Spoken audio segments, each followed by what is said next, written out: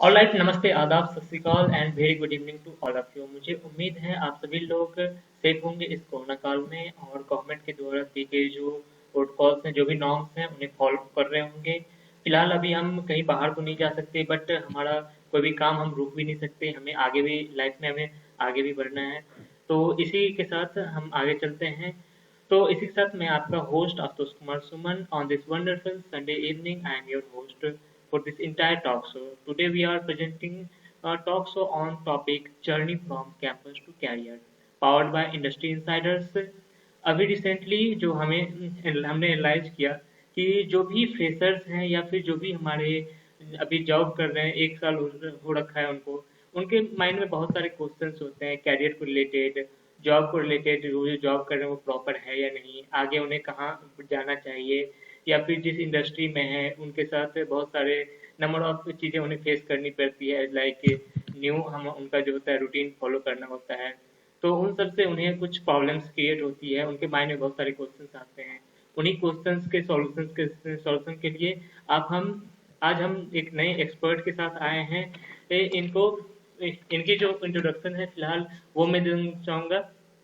तो ये हमारे जो सर हैं वो है mister Ravikant sir. Currently he is manager eight L&T Bombay and he completed his early education from Chandigarh and then his diploma and BTech in mechanical engineering from Slight Longwal, Punjab. And he has also completed his MBA from Indian School of Business. If we talk about his job career, then इन्होंने शुरुआती दौर में जो है L&T Oman में काम किया था। कुछ साल L&T ओमान में काम करने के बाद ये अपने वतन भारत वापस लौट आए और इन्होंने यहाँ पे जो है L&T बॉम्बे में अभी फिलहाल कार्यरत हैं। अभी L&T बॉम्बे में काम कर रहे हैं। ना मैं सर से रिक्वेस्ट करूँगा कि अपने अब तक के सफ़र के कुछ पल हमारे साथ साझा करें और हमारी जो ये टॉपिक है कैरियर कैंपस टू कैरियर, ये इसके बारे में हमें कुछ डिटेल में बताएं। और इसके साथ ही हम सर से कुछ क्वेश्चंस भी आगे पूछेंगे। पहले हम सर से चाहेंगे कि सर हमारे साथ कुछ चीज़ें अपने बारे में बताएं। Sir, can you? Hello, yeah, Ashutosh, thank you very much for the introduction. And good evening, everyone. Good evening, my all friends, all seniors, and everyone who is just watching this video. Actually, as far as my introduction is concerned, I am Ravi Kant and currently working in supply chain management at L&T Mumbai office. And our division is hydrocarbon division. So I'm involved in hydrocarbon division since last 8 or 9.5 years almost, which is completed now. Okay, and prior to this industry, I worked in Punjalad also for about almost 2 years, and before that I worked in L&T Oman for almost 2.5 years. So almost I worked in 3 years in Middle East, and before that I completed my management as well as my BTech also, so which is already introduced by Mr. Ashutosh over here. So I'm just sharing my screen. So let us see the journey from campus to career. So hopefully my screen is visible. Yes, sir. Yeah, so let's move to the next slide. ठीक है, तो actual में ये जो topic है, this is like one of my interesting topic because I think आजकल का जो यंग जनरेशन है as well as the freshers, सबके माइंड में यही रहता है कि because we have seen lot of live example. ठीक है, so here I am presenting like live example from our college to career. ठीक है, so this is just agenda. Like इसमें I will be covering 5 major points. तो उसमें जो पहला point है challenges for new graduates, so I will be covering this point. Then moving to career option after graduation, then followed by how to take decision with an example, then basic knowledge on industry function and contributors, and the last one is success factors and message for freshers. Okay, then move to the next slide. So basically ये जो slide है, इसमें क्या है कि आजकल जो जितने भी यंग ग्रेजुएट्स हैं ना, so they are challenge, like they are facing lot of challenges. तो इसमें जो पहला पॉइंट है वो है डेब्ट and financial pressure. I think ये this point is like valid and everyone is aware. क्योंकि क्या है, जब भी हम कॉलेज से पास आउट होते हैं तो सबसे पहला जो बर्डन है वो फाइनेंशियल प्रेशर का रहता है। Because there are so many people who have taken the education loan. तो सबसे पहला जो कंस्ट्रेंट है वो फाइनेंशियल प्रेशर रहता है, जो हमें पुश करता है जॉब्स के लिए। देन सेकंड क्या होता है, लैग इन करियर अपॉर्चुनिटीज। क्या है कि this is related to those students who are not performing well in their graduation. तो क्या है कि आपने देखा ही होगा कि आजकल ऑनगोइंग सिनेरियो में क्या है कि जितने भी ग्रेजुएट्स हैं उनको एटलीस्ट जितनी भी जॉब्स है उसमें आजकल फर्स्ट डिवीजन का क्राइटेरिया रहता है। जैसे आप डिप्लोमा कर रहे हैं या +2 कर रहे हैं और इवन ग्रेजुएशन कर रहे हैं, इवन मास्टर्स कर रहे हैं। इवन ये चीज जो है वो आईटी फील्ड में कॉमन है। आईटी फील्ड वो वाले they are emphasizing on this part कि first division. Then next one is highly competitive environment. आजकल क्या है, जो डिमांड है वो ड्रास्टिकली इंक्रीज हो गया है इंजीनियर्स का। Because if you see last 10 years, पहले एप्लीकेंट्स 5 लाख होते थे, आज की डेट में as on today it is around 15 lakh. Even colleges भी ड्रास्टिकली इंक्रीज हो गए हैं। Then fourth one is lack of direction, because this part is very important for each and every youngster, even fresher also. क्योंकि क्या है, ये guidance है ना, ये जो गाइडेंस ये एक प्लेटफॉर्म है। जब तक हमें गाइडेंस नहीं मिलता तो वो प्लेटफॉर्म हम फॉलो नहीं कर पाते हैं, because there are several stages. तो हमें जो गाइडेंस और डायरेक्शन है बहुत ही इंपॉर्टेंट चीज है। अगर हमें प्रॉपरली टाइम पे गाइडेंस नहीं मिला तो definitely we will be lagging with our goal. Then the next one is poor negotiation skill and interview. Obviously we know कि जब हम एक्सपीरियंस गेन करते हैं 1 साल या 2 साल या 3 साल और मे बी फर्स्ट 5 years, तो यहाँ पे negotiation part is very important if you see the financial aspect as well as your roles and responsibilities. तो नेगोशिएशन स्किल्स एंड इंटरव्यू, उसके बेस पे हमें एक पोजीशन मिलता है और ये बहुत ही इंपॉर्टेंट है फर्स्ट 5 years में। देन नेक्स्ट है रीलोकेशन। ये रीलोकेशन वाला जो पार्ट है, इसमें जो मतलब सर्वे के बेसिस पे बहुत कम है परसेंटेज, बट फिर भी अभी भी केसेस है जो यंगस्टर है वो अपना स्टेट मतलब they don't want to exit their state, even they don't want to work in other cities. So because this is what we call home sickness. Then go to the next slide. This is just a brief of career option after graduation. तो हमारे जब हम graduation pass out होते हैं तो आपने देखा होगा हमारे पास 3 सेक्टर है basically, government job, private job and last one is higher education. तो I have just listed down सब government jobs which where people are interested after graduation.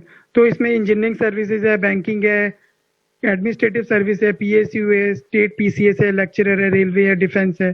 Similarly private में भी ट्रेनिंग जॉब्स है, देन डेटा साइंटिस्ट है, software developer है, then product management है, management consultant है, then startup है, देन मार्केटिंग का जॉब है। Even there are lot of people who are doing the business also. And the next one is the higher education. ये higher education like we all are aware, higher education that means MTech हुआ, MBA हुआ, MSc हुआ। So there are lot of courses, even direct PhD are also available in IITs. Then GRE also, GMAT also for MBA, then for MS. So there are lot of list and courses which are available for freshers. So I have just listed down all courses. So next we will be moving to the next slide. So basically now the question comes, सारे youngsters जितने भी हैं graduate, सबसे पहला question यही आता है कि कौन सा डिसीजन लेना है। You know, I have shown in the previous slide कि there are lot of people who are still in dilemma, okay, और because there is some ambiguity in their mind कि कौन सा चीज हमें चूज करना है। Even so I am showing over here one classic example ki how to choose a college for MBA. Okay, this is just an example, but you can just implement this technique in your other field also. maybe sometime you go for shopping, sometime you try to move to some other cities. ठीक है, so there are, this technique is also helpful in your personal life. ठीक है, so here I am giving one example. ठीक है, what I have done over here, this is one table, this is what we call decision matrix. Okay, so you can see how to choose a college for MBA. So I have listed down 6 to 7 colleges, top business schools. I have also listed down parameters over here. So like the parameter is teaching, fees, placement, location, facility, then ranking. जब भी हमें MBA करना होता है तो हम क्या करते हैं कि ये सारे पैरामीटर्स चूज करते हैं और उसमें देखते हैं कि कौन सा पैरामीटर हमारे इंपॉर्टेंट है. अब ऑब्वियसली आजकल 90% स्टूडेंट्स के माइंड में यही रहता है आउटकम, जो ग्रेजुएशन आउटकम है वो कितना है किसी भी कॉलेज का. Outcome is the placement part. तो मैंने ये जस्ट जो टेबल बनाया है वो एक रैंडम किया है पिक एज ए अननोन. ये table it is very simple table, ये आप भी बना सकते हैं. अभी देखिए, ये आप देख सकते हैं कि मैंने प्लेसमेंट पार्ट में सबसे ज्यादा वेटेज दिया है. तो आपको क्या करना है ये टेबल के लिए, ठीक है, why we are making this table, because this table will give you the result जिसके बेस पे आप डिसीजन ले पाएंगे. ठीक है, तो आप देख सकते हैं कि यहाँ पे टीचिंग, फीस, प्लेसमेंट. हम कोई भी कॉलेज में एडमिशन लेते हैं तो सबसे पहला पार्ट होता है प्लेसमेंट एंड फीस. तो मैंने प्लेसमेंट को वेटेज ज्यादा दिया है 30 एंड फीस को 22 दिया है. जो टोटल है टोटल 100 है. ठीक है, टीचिंग को मैंने 18 दिया है because teaching is also important even, but location I have not given huge weightage for location because location उतना मैटर नहीं करता है. इवन आपसे देख सकते हैं IIT खड़गपुर है, उसका लोकेशन अच्छा नहीं है but still that college is very like very good and incredible in each and everything. Facilities में मैंने उतने ज्यादा फोकस नहीं किया है क्योंकि फैसिलिटीज उतना ज्यादा भी इंपॉर्टेंट नहीं है, क्योंकि हमारे पास इतने भी कॉलेज है जिनका एकेडमिक इंफ्रास्ट्रक्चर बहुत छोटा है पर फिर भी they are performing very well. Even ranking को मैंने इतना ज्यादा नहीं दिया क्योंकि there are several media, there are several sources of the ranking. तो रैंकिंग भी सब जगह वेरी करता है. तो मैंने यहाँ पे क्या किया है, मैंने यहाँ पे लोवेस्ट 1 से लेके 10 तक रेटिंग दिया. ठीक है, तो मैंने क्या किया है कि मुझे ये 6 या 7 कॉलेजेस के बारे में पता है सपोज. ठीक है, तो मैंने जस्ट लेते हैं कि IIM अहमदाबाद. तो IIM अहमदाबाद का क्या है कि मैंने टीचिंग 8 दिया है. ठीक है, I am just rating 1 to 10. ठीक है, तो IIM अहमदाबाद को मैंने क्या किया, 8 रेटिंग दिया टीचिंग के मामले में. फीस के मामले में मैंने 3 दिया है क्योंकि फीस में मैंने यहाँ पे कम किस लिए दिया है क्योंकि फीस वहां पे बहुत ज्यादा है. ठीक है, ये मैं अपना ऑप्शन चूज करने चाहूंगा तो मैं कितना रेटिंग दूंगा एडमिशन लेने के लिए. ठीक है, प्लेसमेंट को मैंने बहुत ज्यादा दिया है क्योंकि प्लेसमेंट बहुत ही अच्छा है वहाँ पे, लोकेशन भी अच्छा है नो डाउट अहमदाबाद, फैसिलिटीज भी अच्छी है और रैंकिंग भी अच्छी है बहुत, तो मैंने 9 दिया उसको. इवन बैंगलोर को भी सिमिलरली 7, 4, 6, 8. ठीक है, then Calcutta, then XLRI Jamshedpur, ISB, SP Jain, then IIM Lucknow. ठीक है, देन मैंने उसके बाद क्या किया है, ये जो वेटेज है ना, वेटेज को रेटिंग से मल्टीप्लाई किया है. Then you can see 18 into 8 is 144 for IIM Ahmedabad. Then fees को मैंने 22 into 3 66, then 30 into 8 240, then location को 10 into 6 60, फैसिलिटीज. ठीक है, 8 into 7, देन 12 into 9 रैंकिंग. सो मैंने ये क्या किया है, वेट स्कोर को टोटल किया है. ठीक है, सो टोटल वाज जितने भी वेट स्कोर है 144, 66, 240, 60, 56 एंड 108. सो इसका टोटल है वो 674 आता है. तो मैंने इसको क्या किया, 100 से डिवाइड किया क्योंकि जो टोटल स्कोर है वो 100 है. तो मैं यहाँ पे क्या कर रहा हूँ, एवरेज मीन निकाल रहा हूँ मैं. ठीक है, किसी भी कॉलेज को चूज करने के लिए. तो ये 674 divided by 100, so the final figure is 6.74. Similarly आप बैंगलोर का, कैलकाटा का, एक्सिलरी का, ISB का, SP जैन का, IIM लखनऊ का भी सबका कैलकुलेट कर सकते हैं आप. यू विल नॉट बिलीव, मैंने ये बिल्कुल रैंडम फिगर कंसिडर किया है, रैंडम चूज किया है सारा डेटा, और जो अपना एक्सपीरियंस है उसके बेस पे मैंने उसको रेटिंग दिया है. और उसके बाद यू विल नॉट बिलीव, जो रिजल्ट है which I have seeing over here result column में, मेरे पास ये जो रिजल्ट है बिल्कुल exact. You can just see the result, you can use the Google also, you can use everywhere. But ये जो result आया ultimately मेरे पास वही आया which is given in media, which is given in every source, in Google, in everywhere. ठीक है, आप you will not believe, ये मैंने unknown data पकड़ा है और सारा experience के बेस पे उसको रेट करने के बाद भी मेरे पास डेटा और पैरामीटर और रैंकिंग बिल्कुल परफेक्ट आई है. आप देख सकते हैं आई एम अहमदाबाद टॉप पे है, आईएसबी सेकंड नंबर पे है। आईएसबी और IIM Bangalore both are equivalent, इसके लिए दोनों का रेटिंग 6.4 और 6.38 है। थर्ड आई एम कलकत्ता है 5.92, और फिर एसपी, फिर अपना नेक्स्ट है accelerate Jamshedpur, I am Lucknow, दोनों इक्विवेलेंट है। और लास्ट में मैंने एसपी जैन है। तो ये रेटिंग बिल्कुल मेरा परफेक्ट इस टेक्निक के हिसाब से सेम एज इट इज है। ये टेक्निक आप अपने पर्सनल लाइफ में भी यूज कर सकते हो। इवन आपको मैरिज में चूज करना है तो ध्यान रहे कि इसमें जो पैरामीटर्स है वो चेंज हो जाएंगे खाली, बट ये जो अगर आपको एक वेडिंग करनी है, वेडिंग के लिए आपके पास 6 अलग अलग लड़कियां हैं, 1 2 3 4 5 6, तो आपके पैरामीटर क्या रहेंगे?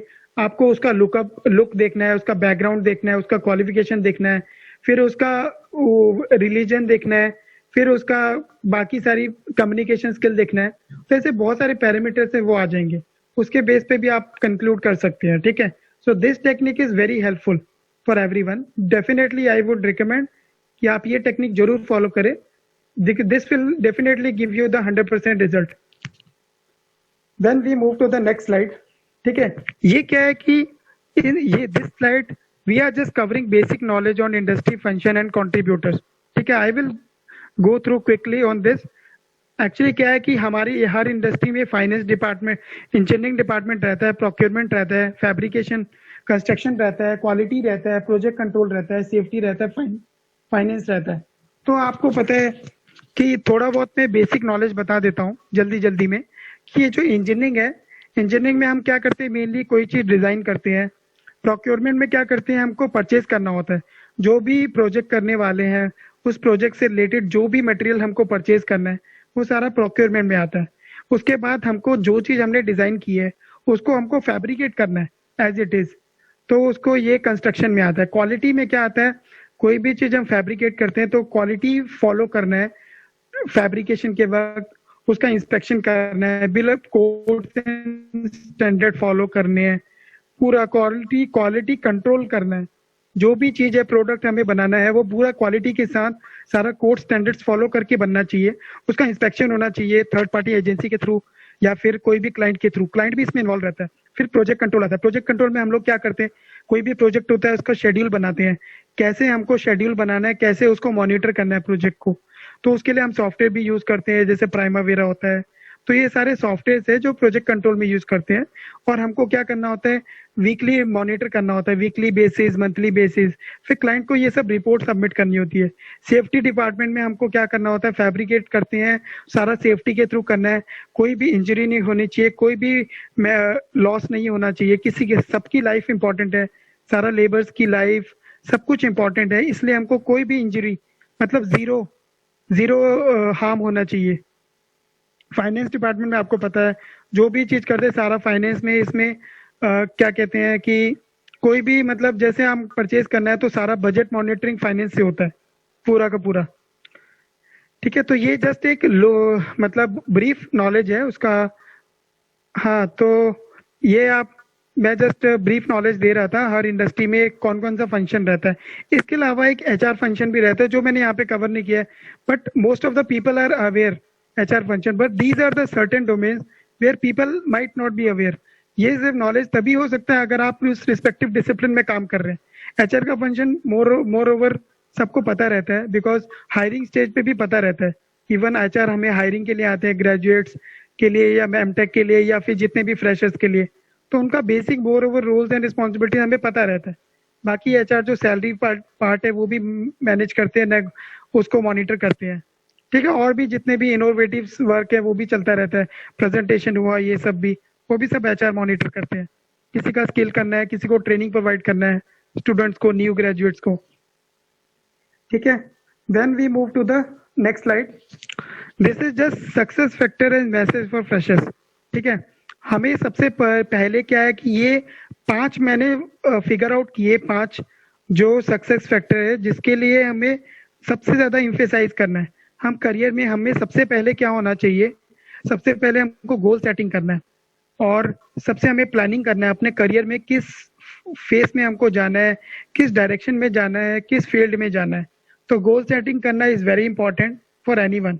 सेकंड, हमको क्या करना है, एक इफेक्टिव CV बनाना है और CV में सारे जो मेन पॉइंट्स है वो हमें कवर करने हैं, जैसे एक्सपीरियंस है या कुछ एक्स्ट्रा कोई अचीवमेंट है, वो हमें सबसे कवर पेज में वो करना है, फोकस करना है। और जो हमारी बेसिक है करियर एकेडमिक या कुछ भी है, वो हम सेकंड पेज पे हम फॉलो करते हैं। इवन अगर आप कोई टॉप कॉलेज से पास आउट है तो आपको वो कवर पेज पे मेंशन करना चाहिए। इवन आप कोई टॉप कंपनी में जॉब करें, वो भी आपको कवर पेज में मेंशन करें। आपका कोई इंडस्ट्री एक्सपीरियंस है, कोई अचीवमेंट है, वो कवर पेज में आना चाहिए। देन नेक्स्ट है फ्लेक्सिबिलिटी। फ्लेक्सिबिलिटी बहुत इंपॉर्टेंट है। अगर आप फ्लेक्सिबल नहीं बनेंगे तो आप किसी भी फील्ड में जॉब नहीं कर पाएंगे, क्योंकि आप रिस्ट्रिक्ट हो जाएंगे, बहुत मुश्किल रहेगा आपके करियर इंडस्ट्री में सरवाइव करना। Then risk capability. Risk capability is very important, क्योंकि आपको जब तक आप रिस्क नहीं लेंगे तब तक हम लाइफ में आके नहीं बढ़ सकते। किसी भी स्टूडेंट को रिस्क लेना है। You must have seen there are lot of people where they are taking the loan. कई लोग 25 लाख 30 लाख का लोन लेके एमबीए कर रहा है, कोई एमटेक कर रहा है। सब लोग अपने करियर में कुछ ना कुछ रिस्क ले रहे हैं, पर ये रिस्क लेना बहुत इंपॉर्टेंट है। कई लोग स्टार्टअप कर रहे हैं, कई लोग अपनी जॉब छोड़ के भी बिजनेस कर रहे हैं। तो ये सारे रिस्क है, रिस्क इन्वॉल्वमेंट रहता है। पर जब तक रिस्क नहीं ले सकते तब तक हम करियर में आगे नहीं बढ़ सकते। तो रिस्क फैक्टर को आप एक तरह से मतलब माइंड से बिल्कुल निकाल दीजिए। जिंदगी में जितना बड़ा रिस्क लेंगे उतना ज्यादा ही आउटकम निकलेगा, ये याद रखिएगा हमेशा। देन आता है हार्ड वर्क और स्मार्ट वर्क, जो आपको मोस्ट ऑफ द स्टूडेंट्स को पता ही होगा। हार्ड वर्क कैसे करना है, स्मार्ट वर्क कैसे करना है। स्मार्ट वर्क तो क्या है कि करियर में प्रोग्रेसिवली कर सकते हैं। ऐसा जरूरी नहीं है कि कोई भी हर इंसान स्मार्ट वर्क कर पाता है, ये धीरे धीरे फेज के हिसाब से होता है। देन क्या आता है, नेटवर्क है, गाइडेंस है। ठीक है, अभी देखिए नेटवर्क के क्या होता है। नेटवर्क में हमें नेटवर्क बनाना पड़ता है, सारे जूनियर्स के साथ सीनियर के साथ इंटरेक्ट करके। हमें कोई भी हमसे जूनियर हो या सीनियर हो, हमें उससे कुछ ना कुछ लर्निंग जरूर मिलती है। तो हमें गाइडेंस बहुत जरूरी है। जब हम नेटवर्क बनाएंगे तभी हमें गाइडेंस भी मिल पाएगी, वरना अगर हम नेटवर्क नहीं बनाएंगे तो हमें गाइडेंस भी मिल नहीं पाएगी प्रॉपरली। तो ये नेटवर्क होना बहुत जरूरी है पूरे थ्रू आउट द लाइफ। देन ये जो मैसेज है मेरा फ्रेशर के लिए सिर्फ यही मैसेज है कि try and fail, but don't fail to try. कभी भी जिंदगी में कोशिश जरूर करो, भले ही फेल हो जाओ, बट कभी भी कोशिश करने के लिए फेल मत होना। ऐसा ना हो कि आप कोई चीज कोशिश ना कर पाओ और जिंदगी में आपको अफसोस रहे। तो आपको कोशिश जरूर करनी है, भले ही आप 5 बार फेल होते हैं, ये मैटर नहीं करता है। अल्टीमेटली आपको 6 टाइम में सक्सेस मिलना चाहिए, वो मैटर करता है। Because I have seen like लोग आईएएस यूपीएससी की प्रिपरेशन के लिए 5 बार 6 बार इवन 10, कई लोग तो ऐसे भी है जो 6 या 8 साल से प्रिपरेशन कर रहे हैं, फिर भी मतलब उनका डेडिकेशन अभी भी बना हुआ है। कई लोग अपना डिफेंस सर्विसेज के लिए इतने इंटरेस्टेड है।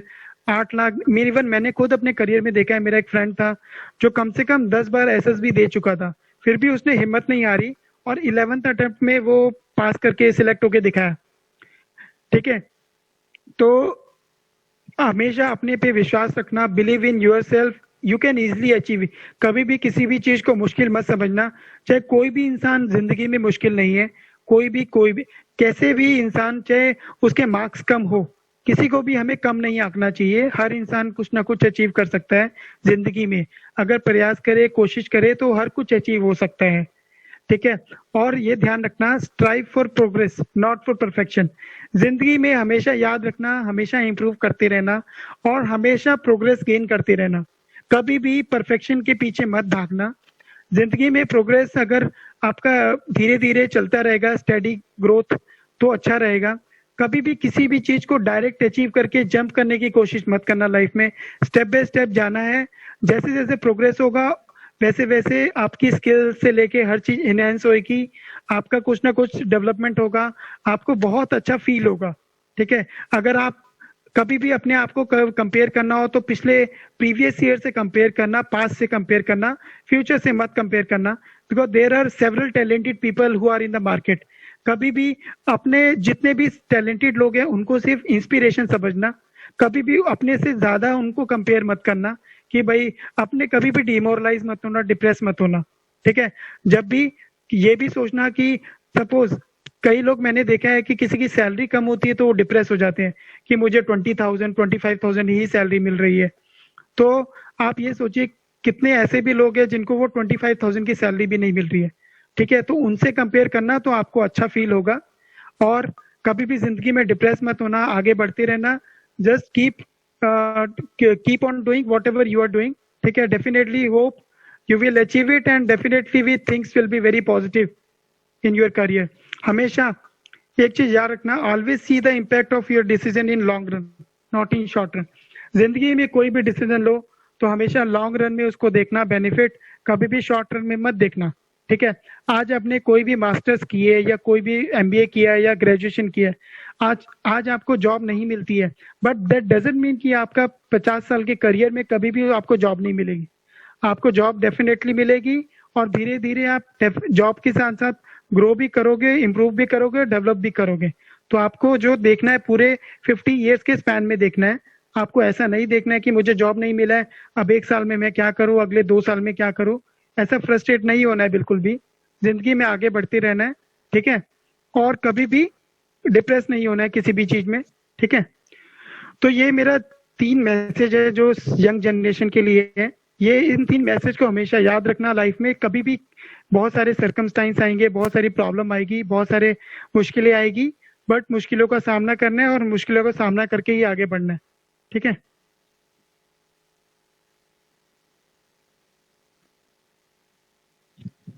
हेलो. Yes, sir. या आशुतोष, सो this is all about from my side. So Okay, thank you, sir, for this wonderful session. As per my opinion, it is much more beneficial for freshers and youngsters like us